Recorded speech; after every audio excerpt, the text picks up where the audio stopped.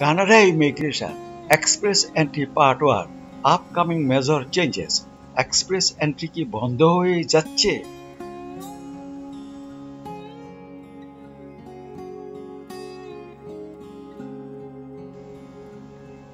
আমি software engineer Mohammad হক। আজকের আলোচনার বিষয় ইমিগ্রেশন সম্বন্ধে কানাডার প্রাইম মিনিস্টারের আলোড়ন সৃষ্টিকারী গুরুত্বপূর্ণ মন্তব্যটি কি? ইমিগ্রেশন মিনিস্টারের নিকট কানাডা প্রাইম মিনিস্টারের গুরুত্বপূর্ণ পত্রটি কি? এক্সপ্রেস এন্ট্রি সিস্টেম বর্তমানে কিভাবে কাজ করে? এক্সপ্রেস এন্ট্রি সিস্টেমে আসন্ন একটি বড় ধরনের পরিবর্তন আসতেছে। এই পরিবর্তনটি কি হতে পারে? এক্সপ্রেস এন্ট্রি সিস্টেমের এই বড় পরিবর্তনটি কখন আসতে পারে? এক্সপ্রেস এন্ট্রি সিস্টেম কি আসলে বন্ধ হয়ে যাচ্ছে?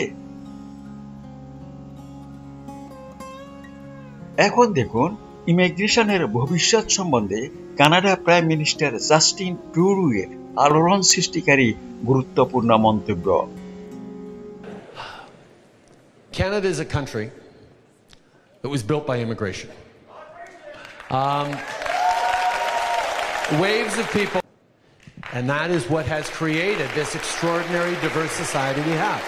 Now, Canada remains one of the only countries in the world where citizens are, by and large, positively inclined towards immigration.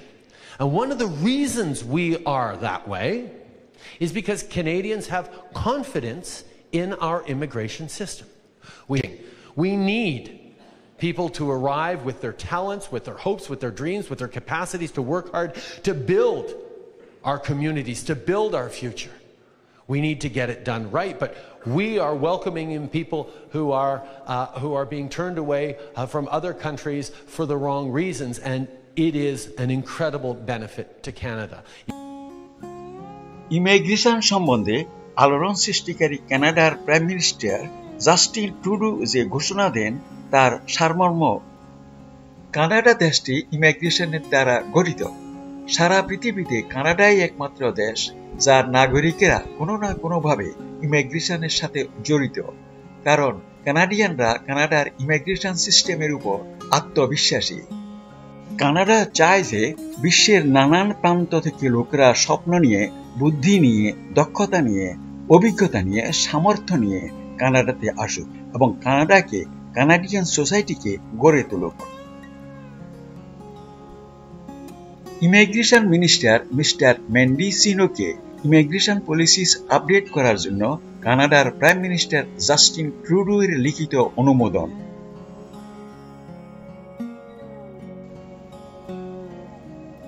কানাডার প্রধানমন্ত্রী জাস্টিন ট্রুডো লিখিত অনুমোদন দিয়ে ইমিগ্রেশন মিনিস্টারকে লিখেন যে অভিবাসন প্রক্রিয়াটি শীর্ষ অগ্রাধিকারের ভিত্তিতে বিবেচিত হবে এবং কোভিড-19 রিকভারি প্ল্যানের অন্যতম প্রধান অংশ হিসেবে গণ্য হবে। আগামী 3 বছরে প্রতি বছর 4 লক্ষেরও অধিক নতুন ইমিগ্রেন্টসদের স্বাগতম জানাবে।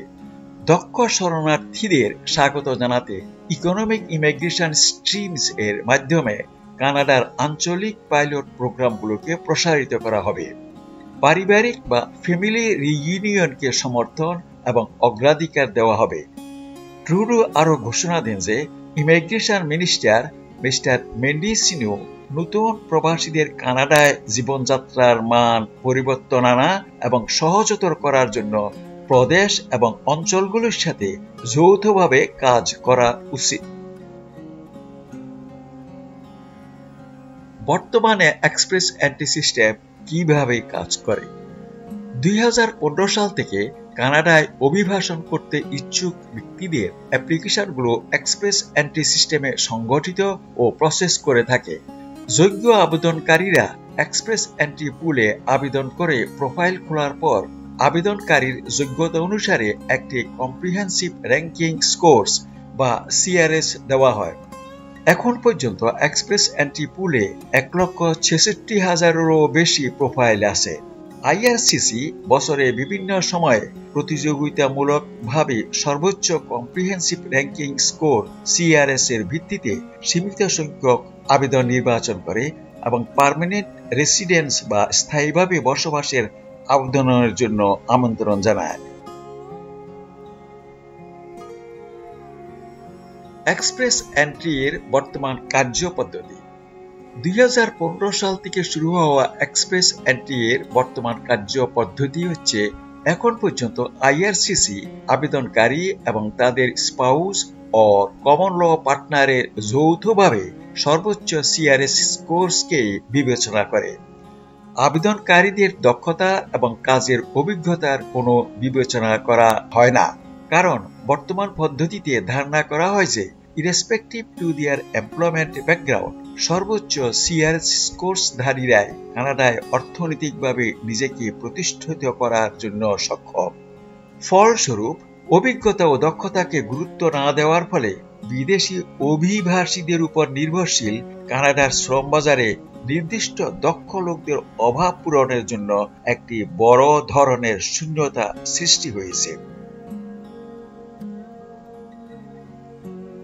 এক্সপ্রেস এন্ট্রি সিস্টেমে এই পরিবর্তন আনার প্রস্তাব আনুষ্ঠানিকভাবে যদিও কোনো ঘোষণা করা হয়নি, কানাডার 2021 সালের বাজেট প্রকাশকালে ব্যবহৃত কিছু শব্দমালায় বোঝা যায় যে এক্সপ্রেস এন্ট্রি সিস্টেমে একটি বড় ধরনের পরিবর্তন আসতেছে।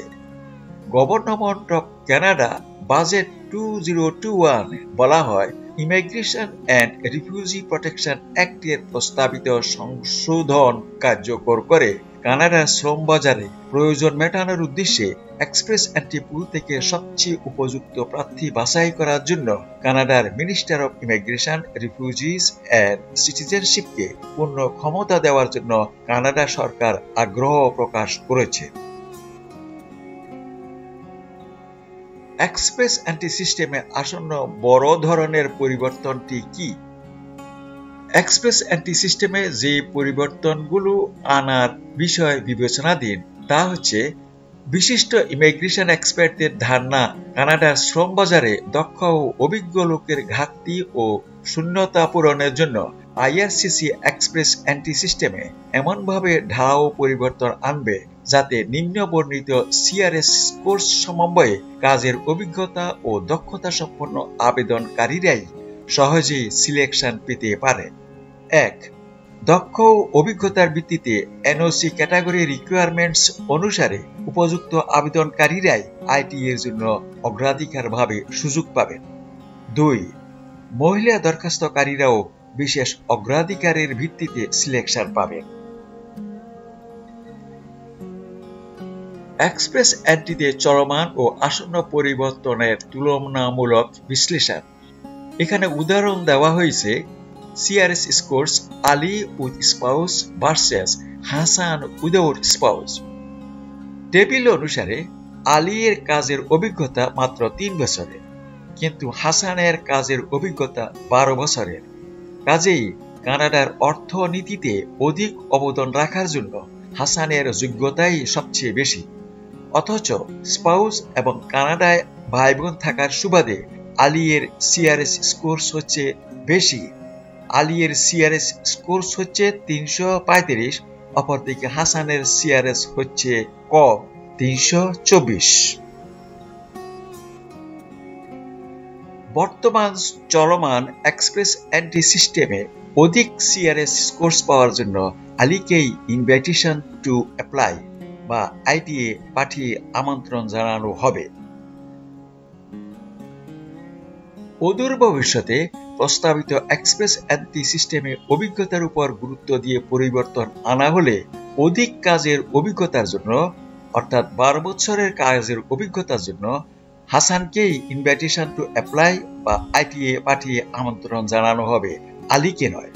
কাজের অভিজ্ঞতা সম্পন্ন আবেদনকারীদের জন্য এটি একটি সত্যিই বড় ধরনের সুখবর। এক্সপ্রেস এন্ট্রি সিস্টেমে আসন্ন বড় ধরনের পরিবর্তনটি কখন আসতে পারে?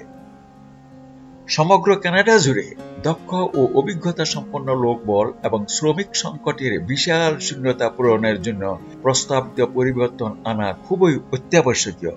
কিন্তু করোনা ভাইরাস কোভিড-19 মহামারী প্রাক্কালে বিশ্বব্যাপী ভ্রমণের উপর আরোপিত বিধিনিষেধের কারণে কানাডিয়ান ইমিগ্রেশন সিস্টেমের বিভিন্ন ধাপে অনেক পরিবর্তন আনা হয়েছে। কাজেই কোভিড-19 মহামারীর বিরুদ্ধে এ চলমান লড়াইয়ের মধ্যে প্রস্তাবিত এক্সপ্রেস এন্ট্রি সিস্টেমের পরিবর্তনের সম্ভাবনা খুবই কম।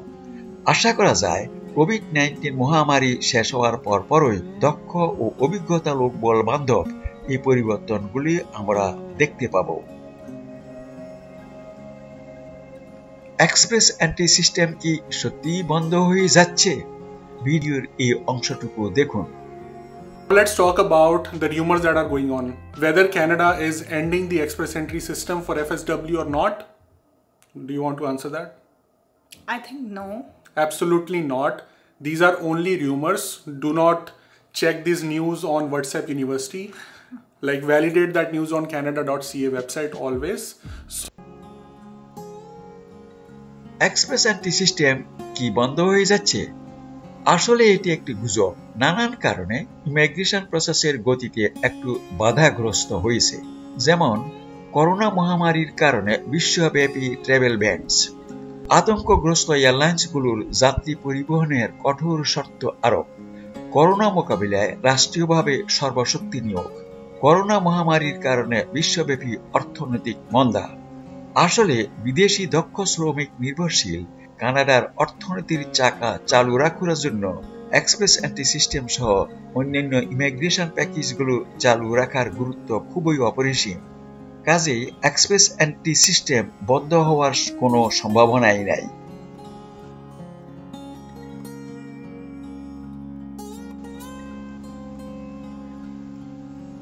ভিডিওটি দেখার জন্য ধন্যবাদ। পরবর্তী ভিডিও দেখার জন্য চ্যানেলটি সাবস্ক্রাইব করুন।